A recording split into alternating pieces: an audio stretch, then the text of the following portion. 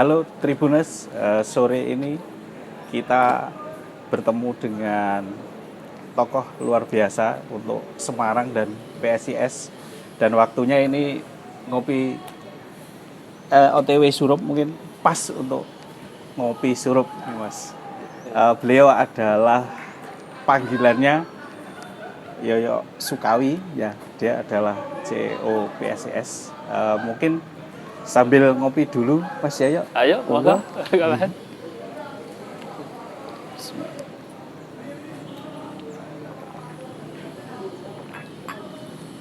Gimana rasanya Mas? Iya, Mas.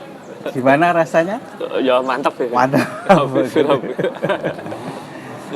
Oke, terima kasih Mas Yoyo. Mungkin di sore ini kita coba ngobrol-ngobrol. Mungkin kita pengen tahu Mas Yoyo itu kenapa suka olahraga sepak bola gitu. Mungkin bisa diceritakan kepada Tribuners kenapa kok sukanya sepak bola bukan bulu tangkis atau tenis gitu. Iya.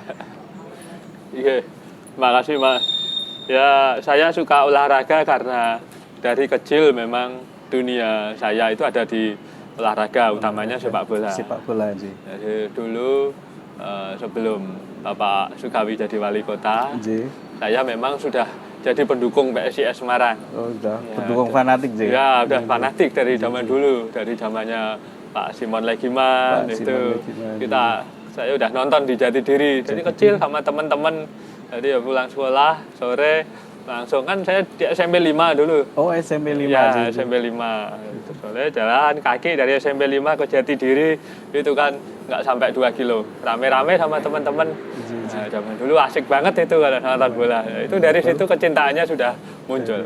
Dulu kepikiran nggak Mas waktu nonton bola itu akan menjadi arsitek atau CEO-nya PSIS gitu Mas waktu itu Mas?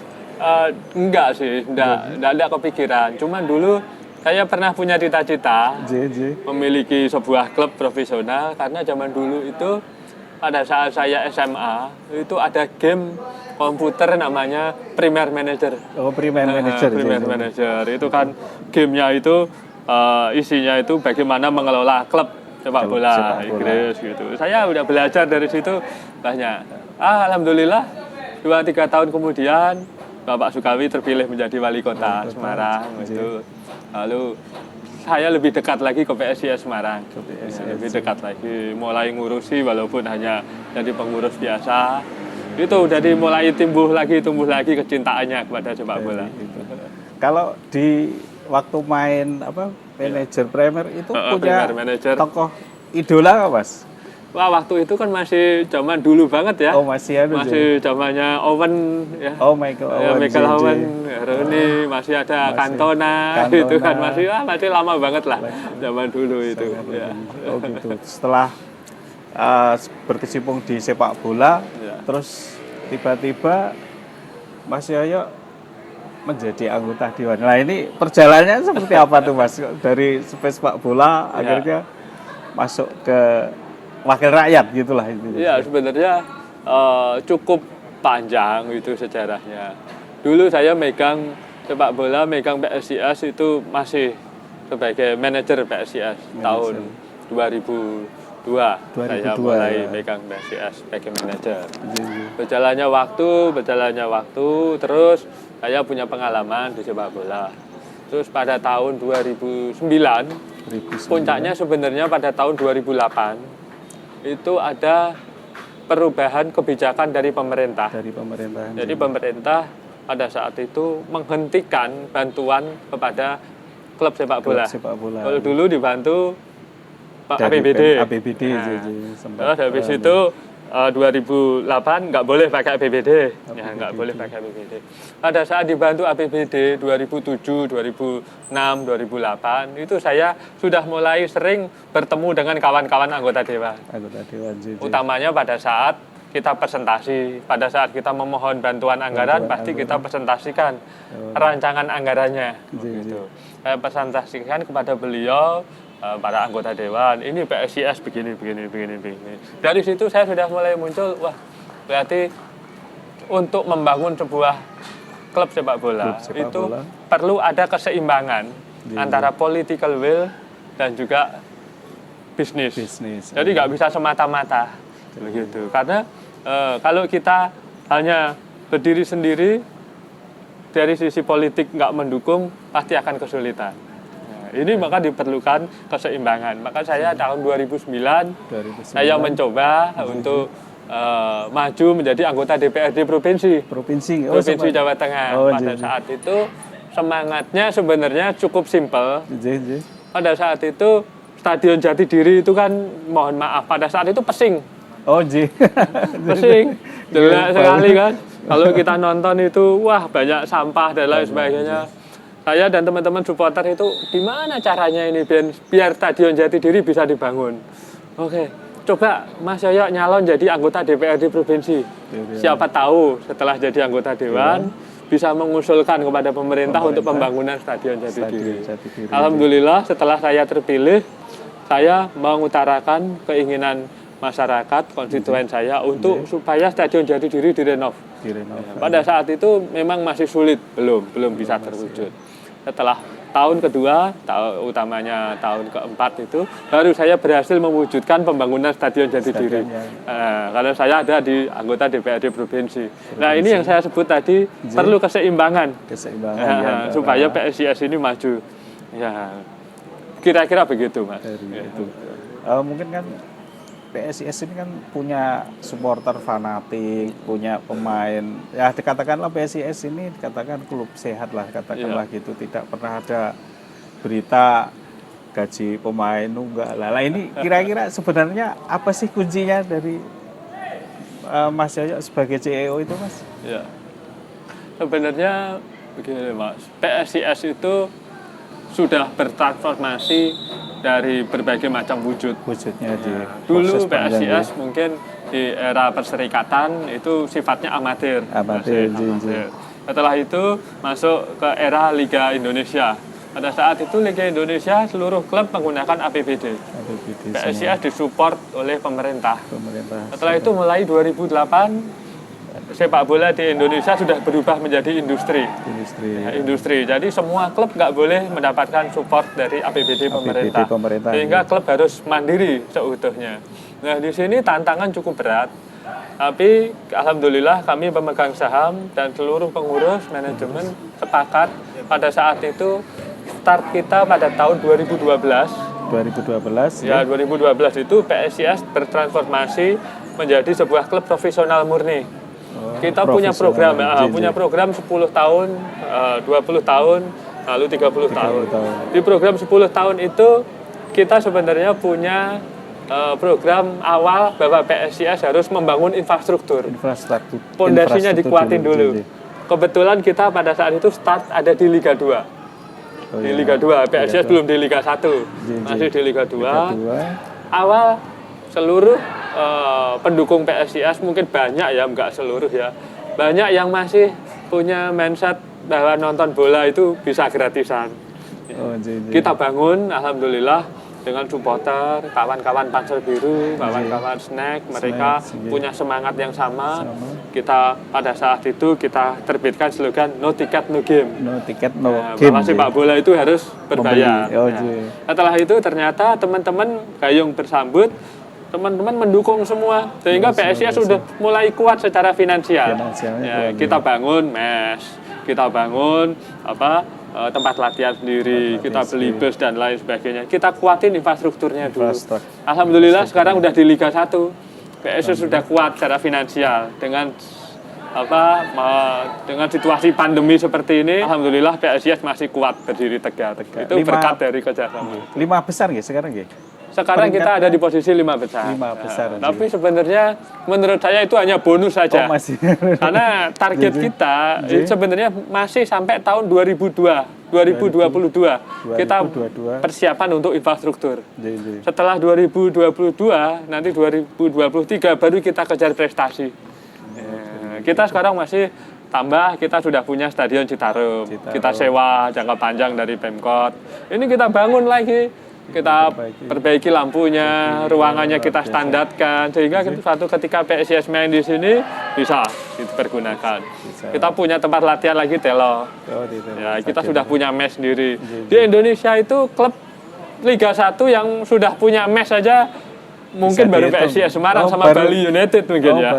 Yang lainnya nggak ada, yang lainnya belum. Mungkin mereka mampu kontrak pemain mahal, tapi ternyata belum punya mes. Kira-kira begitu. Terima kasih Mas Yoyo. Ini dengan kesibukannya sebagai anggota Dewan yang sibuk ke Jakarta, ke Semarang, ditambah harus memikirkan PSIS ke depan. Ya, mungkin kita sebagai masyarakat Semarang juga ingin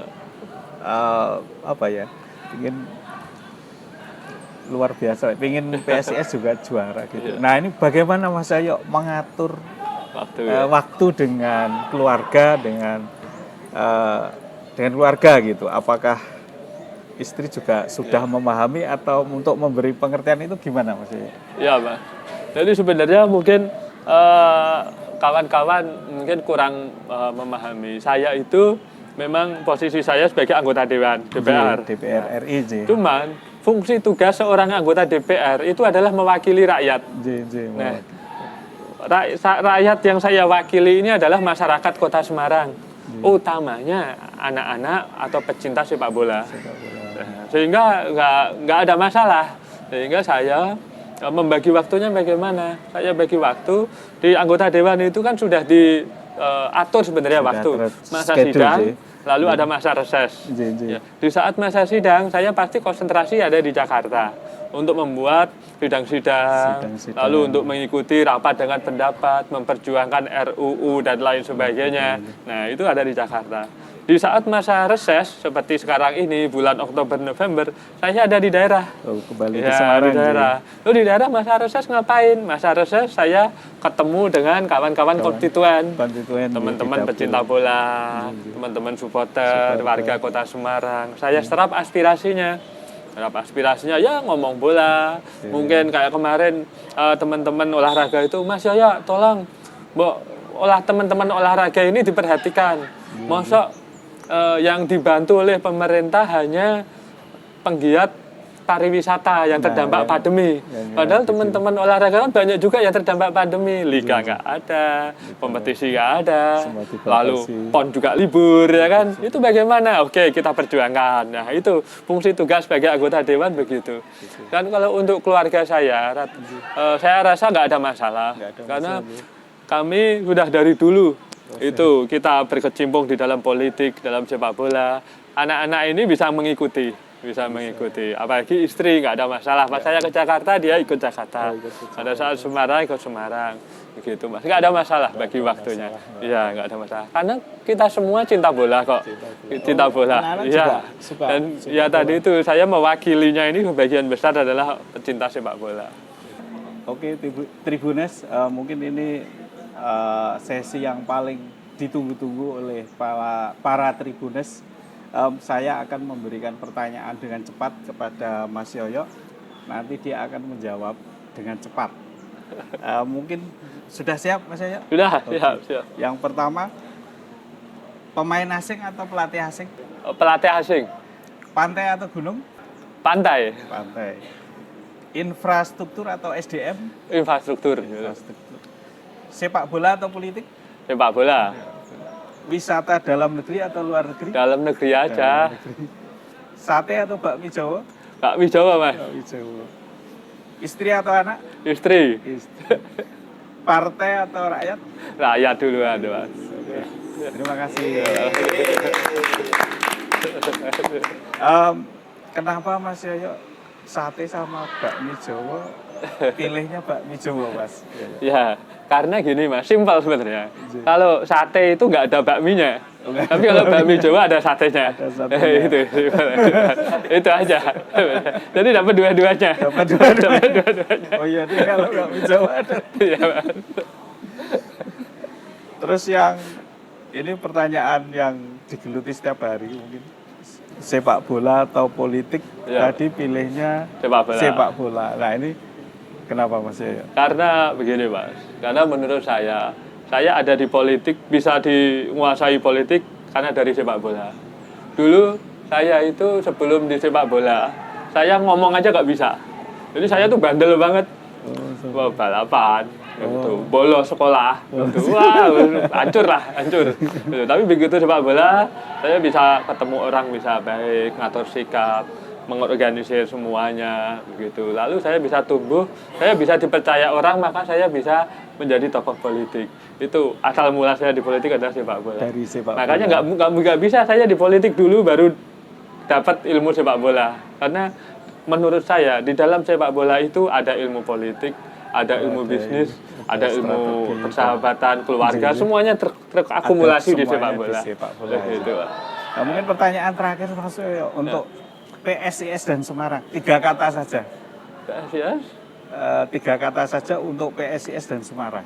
Oh gitu. Dari Ya berarti yo isa yo. Gitu. ini langsung ini langsung ini loh. Mungkin sebelum kita akhiri mungkin closing statement Mas Yoyo. Oke, Mas. Tentang PSIS dan Semarang ke depannya Mas. Pengennya harapan impian Mas Yoyo ke depan itu apa sebagai closing statementnya? Ya, terima kasih. Harapan kita sebenarnya dengan PSIS atau sepak bola sudah menjadi industri ini, PSIS sudah berada di 5 besar tim yang menurut saya profesional. Kenapa profesional? Karena PSIS sudah bisa mandiri. Yang kedua, ya PSIS ini kita sekarang bisa memproduksi pemain muda kita. Ini sudah bisa jadi pemain bintang. Sekarang banyak di timnas U19 itu ada pemain kita 3 itu. 3 ya, Nah, kalau nggak dicoret 4. Itu luar biasa. Dicoret 1 jadi cuma 3. Nah, itu pembinaan kita sendiri. Nah, jadi artinya pembinaan kita sudah berjalan dengan baik. Infrastruktur kita juga sudah baik. Nah, sebenarnya 2 tahun, 3 tahun lagi kita tinggal panen. Nah, kita tinggal panen, kita bisa membahagiakan Kota Semarang, warga Kota Semarang, bisa membanggakan juga. Dan saya melihat Kota Semarang ini juga pembangunan sekarang sudah cukup bagus, masif. Pendidikannya gratis, ya kan. Lalu urusan kesehatan juga dijamin, urusan sosial juga baik semuanya. Ya ini hiburan dan juga urusan wajib supaya seimbang. Mudah-mudahan 2021, 2022 itu puncak keemasan untuk Kota Semarang dan PSIS Semarang, Mas. Oke, Ya, luar biasa ya. ya. Oke, terima kasih Tribuners. Inilah perbincangan kita dengan tokoh luar biasa di PSIS Semarang. Ikuti terus Ngopi Surup dari Tribun Jateng. Sebelum kita akhiri mungkin minum dulu Mas. Ayo, Kita ngopi enggak, dulu. enggak.